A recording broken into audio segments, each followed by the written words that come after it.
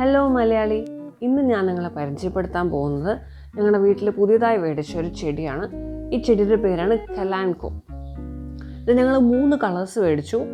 3 colour പൂക്കളുള്ളത്. ഒന്നൊരു peach, നിങ്ങൾക്ക് കാണാവുന്നതാണ് പീച്ച്, പിന്നെ ഒരു പിങ്ക്, പിന്നെ ഒരു ലൈറ്റ് റോസുമാണ് മേടിച്ചത്.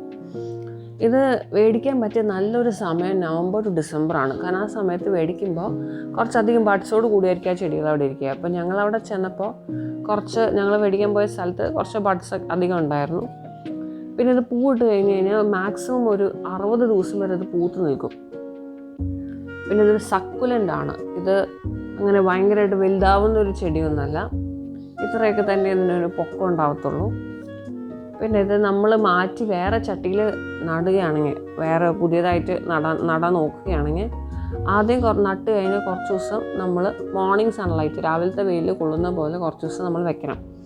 അത് കഴിഞ്ഞ് കുറേ ബഡ്സ് ഉണ്ടായി കാണുമ്പോൾ അവിടുന്ന് മാറ്റിയെന്നല്ല ഒരുപാട് വെയിൽ കൊള്ളിക്കാത്ത രീതിയിൽ പിന്നെ നമുക്ക് വെക്കണം. കാരണം അല്ലെങ്കിൽ അത് ഡാമേജ് ആവാൻ സാധ്യതയുണ്ട്. പിന്നെ ഇത് മേടിക്കുമ്പോൾ മാക്സിമം കുറേ ബഡ്സുള്ള ചെടി മേടിക്കുകയായിരിക്കും നല്ലത്. പിന്നെ വെള്ളത്തിനെ പറ്റി പറയുകയാണെങ്കിൽ ഇതിന് ഒരുപാട് വെള്ളം ഒഴിക്കേണ്ട ആവശ്യമൊന്നുമില്ല. ഞാൻ നേരത്തെ പറഞ്ഞ പോലെ ഇതൊരു സക്കുലൻ്റ് ആണ്. അപ്പോൾ മാക്സിമം അതിൻ്റെ സോയിൽ ഡ്രൈ ആയിട്ട് വെക്കേണ്ടതായിരിക്കും നല്ലത്. പിന്നെ വെള്ളം ഒഴിക്കേണ്ടതെന്നല്ല, വെള്ളം ഒഴിക്കണം, പക്ഷെ ഒരുപാട് ഒഴിക്കേണ്ട.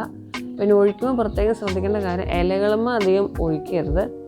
കൂടുതൽ ആ മണ്ണുമ്മ കുറച്ച് ഒഴിക്കുന്നതാണ് കുറച്ചുകൂടെ നല്ലത്. പിന്നെ ഏപ്രിലാവുമ്പോൾ ഇതിൻ്റെ ബ്ലൂമിങ് നിൽക്കും, പിന്നെ പൂക്കൾ അധികം ഉണ്ടാവില്ല.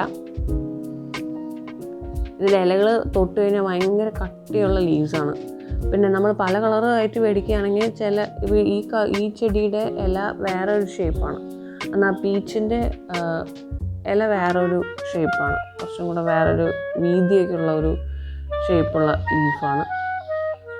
ഉണ്ടല്ലേ, ഇലകൾ നിൽക്കണതാണ് നല്ല രസമാണ്. ഇങ്ങനെ കയറി നല്ല ഭംഗിയാണ് കാണാൻ. അപ്പോൾ നിങ്ങളും ഈ ചെടി മേടിക്കുക, നല്ല രസമാണ് കാണാൻ. അപ്പോൾ ബൈ.